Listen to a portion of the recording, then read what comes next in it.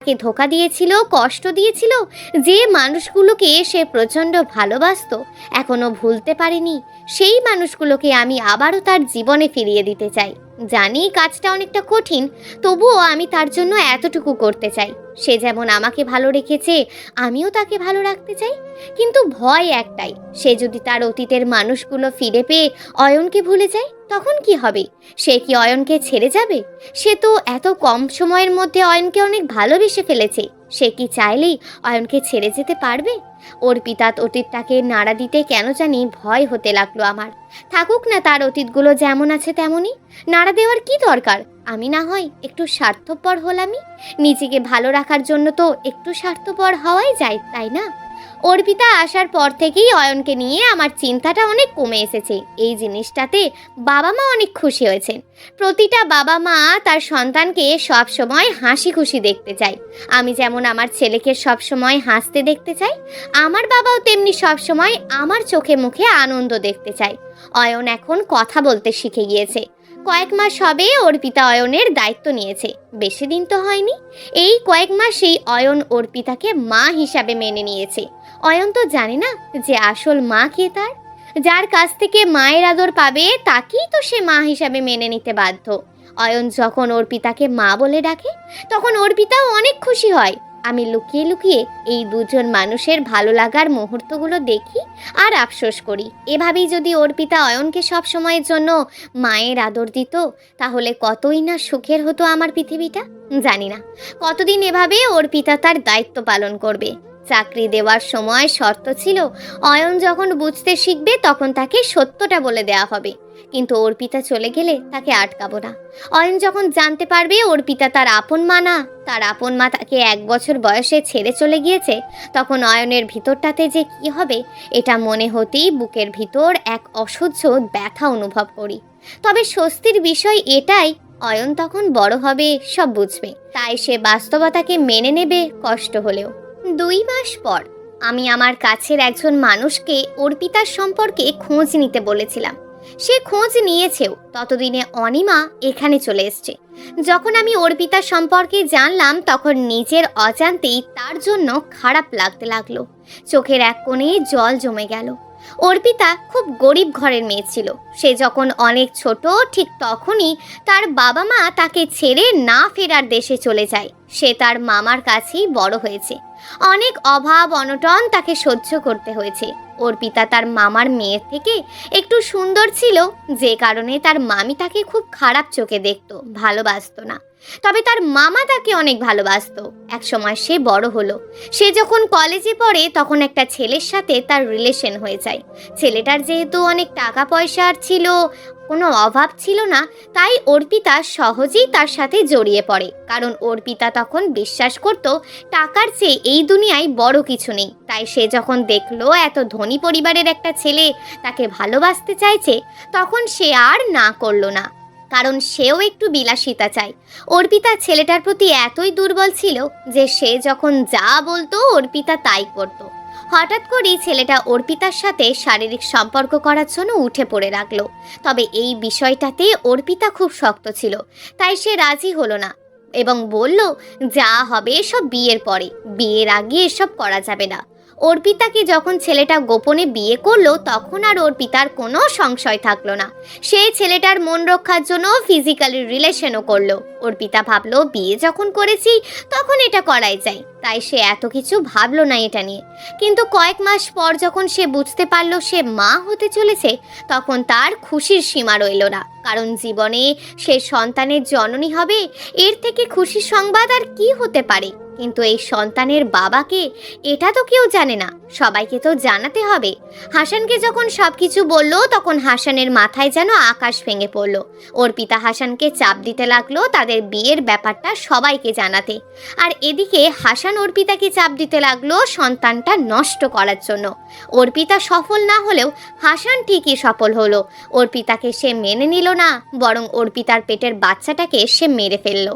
অথচ অর্পিতার নিজের সন্তানকে নিয়ে কত স্বপ্ন দেখেছিল। হাসান যে অর্পিতাকে এভাবে ধোঁকা দেবে কখনো ভাবতে পারেনি। সেই থেকে মেয়েটা এমন হয়ে গিয়েছে।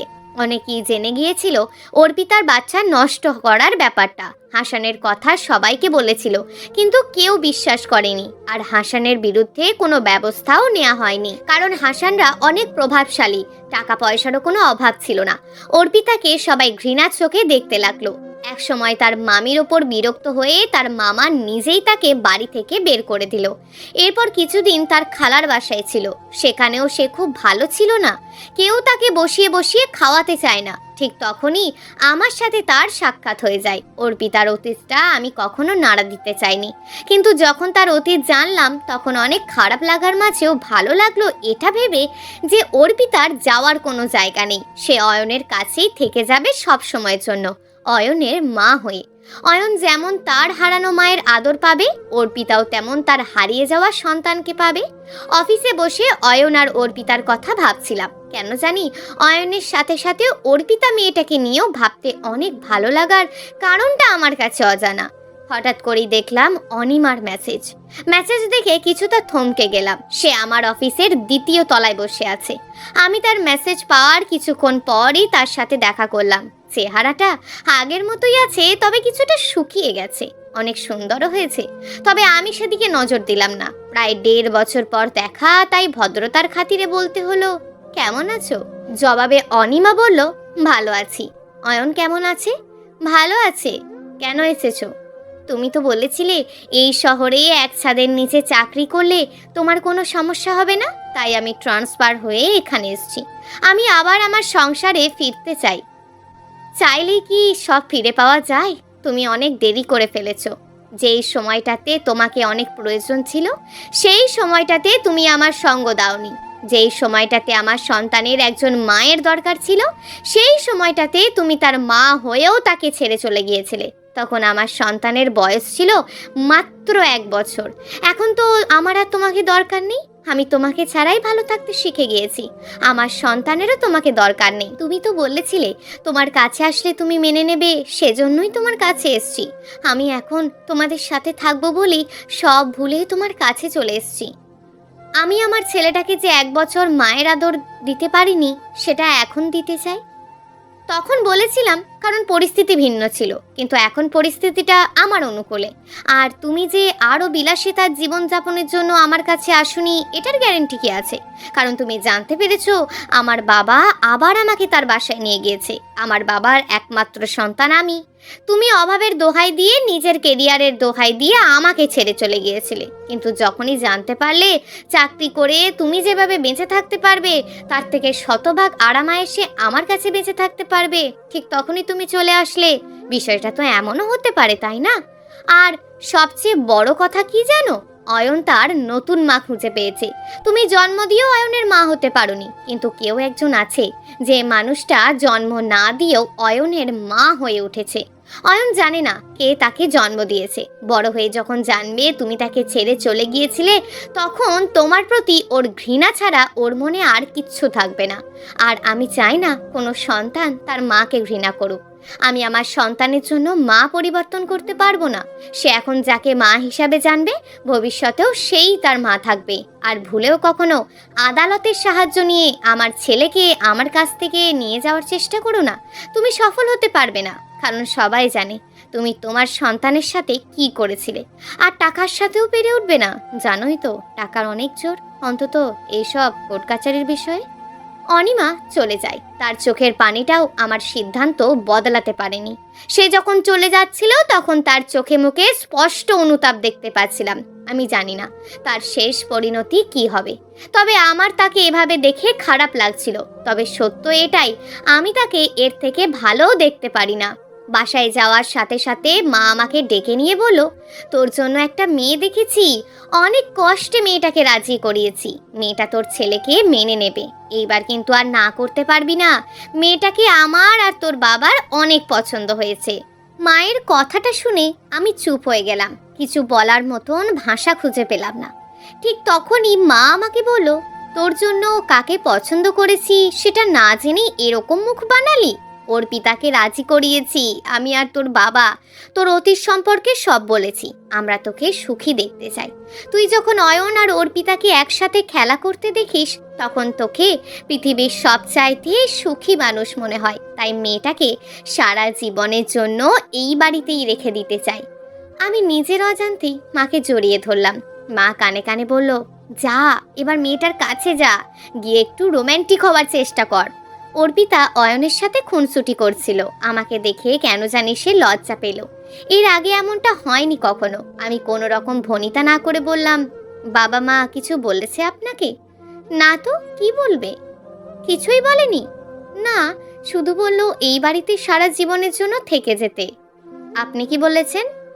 আমিও হ্যাঁ বলে দিয়েছি, তবে আপনার জন্য না, শুধুমাত্র অয়নের জন্য। আমি চলে যাচ্ছিলাম, ঠিক তখনই অর্পিতা বলল, কোথায় যাচ্ছেন? নিজের রুমে ঘুমাবো। যেতে হবে না, এখানেই ঘুমান। অনেক ভেবেচিন্তে দেখলাম বাচ্চার দায়িত্ব যেহেতু নিয়েছি, বাচ্চার বাপের দায়িত্বটাও নেওয়া যেতেই পারে। না হলে বাচ্চার বাপের সাথে তো অন্যায় করা হবে। আচ্ছা, আচ্ছা কি, আপনার কথা মতো এখানেই ঘুমাবো। ঘুমান টুমান আর যাই করেন না কেন, আর একটা বাচ্চা নেওয়ার কথা যেন স্বপ্নেও ভাববেন না, তাহলে কিন্তু আমি চলে যাব। আমি আর কিছু বললাম না, শুধুই মুচকি হাসলাম। অনুভব করলাম আমার থেকে অয়নকে সে বেশি ভালোবাসে। আমি তার পাশে গিয়ে তার হাতে হাত রাখার ব্যর্থ চেষ্টা করলাম। আমি ব্যর্থ হলেও অর্পিতা ব্যর্থ হলো না। সে ঠিকই আমার হাতে হাত রাখলো আর বলল, সমস্যা নেই, আমি ভালোবাসতে জানি। প্রিয় দর্শক, এই গল্পটা আপনাদের কেমন লাগলো তা অবশ্যই একটি কমেন্ট করবেন। আর যদি গল্পটা আপনাদের ভালো লেগে থাকে তাহলে ভিডিওটিতে একটি লাইক করে দেবেন এবং এই ধরনের ভিন্ন স্বাদের গল্প শোনার জন্য চ্যানেলটিকে অবশ্যই সাবস্ক্রাইব করে আমাদের সঙ্গে যুক্ত থাকুন।